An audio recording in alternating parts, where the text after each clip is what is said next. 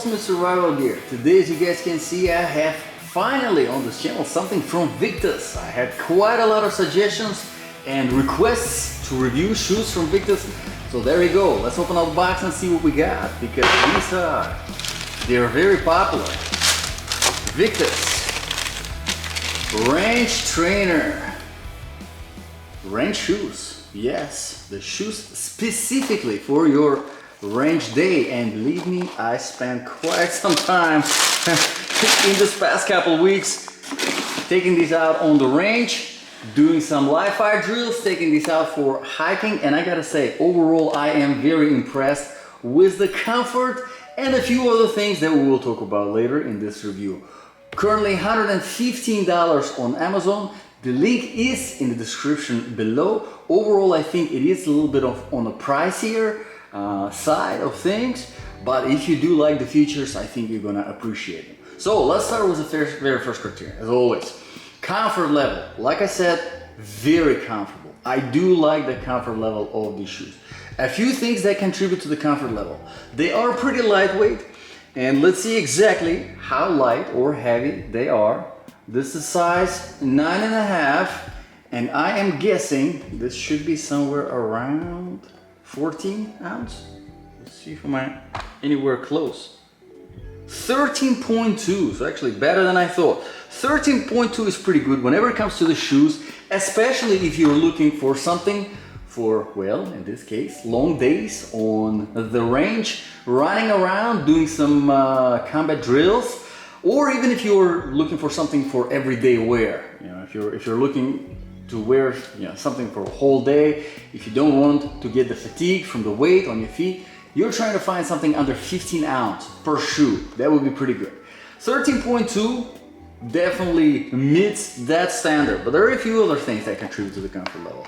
Let's talk about the inner sole. Let's take it out, and I gotta say, this inner sole is very, very good. If you prefer a distinctive heel bed, very good heel bed right here. Very distinctive arch support, and overall, whenever it comes to cushioning, it does have plenty of that. But it does get better. Once you remove the inner sole, we don't just go straight into the midsole. We actually have an additional layer of a very nice cushiony jelly material going underneath the inner sole, which adds, I mean, overall, if you do like softer feel, more cushiony type of feel, that is absolutely fantastic. Now, throughout the whole shoe, you do have a very nicely padded feel to it. In the toe box, it does meet with this harder cap for protection. We will talk about that later, but still does not take away from the comfort level overall. The built-in kind of a gaiter, as you can see here, it's not exactly a gaiter, but it's sort of a booty that you put in your foot in. It don't sound right, but you get the point. That does add quite a lot of comfort. Honestly, you can wear these shoes without socks on and you're still gonna appreciate the comfort level. Probably one of the best features of this shoe.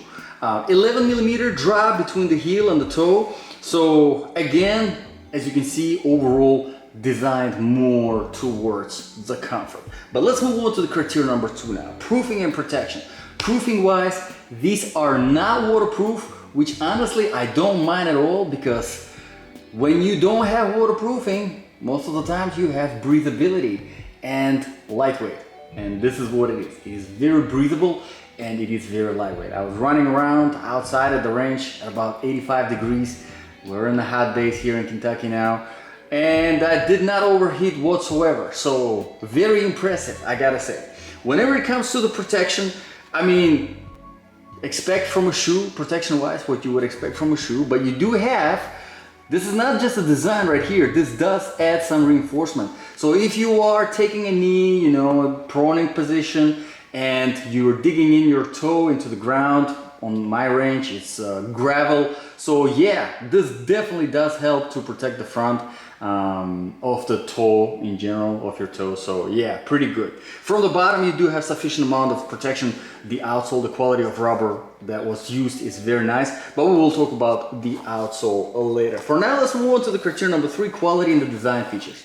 Now, Viktos, like I said, I have not had a chance to review anything from them yet. This is my very first product from Viktos, and I've been only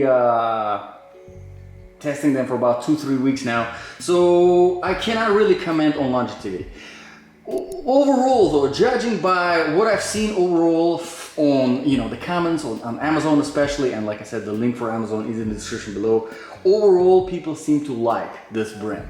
But again, whenever it comes to longevity, give me some time. If you have, if you're watching this review 6 months down the road, let me know. Hey, are they still holding up? And I'll let you know if they do or not. But I don't think there's going to be any problems, because overall the build quality seems to be very nice and very solid. We'll see.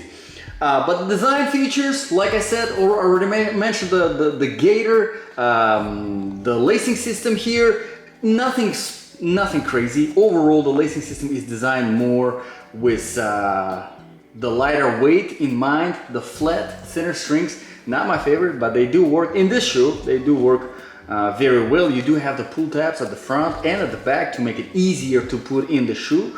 So yeah, overall pretty good. Let's move on to the criteria number 4 now. Outsole, traction and stability. Now, the outsole is pretty good, but it depends on what you're doing with it. For the range day, it's fantastic.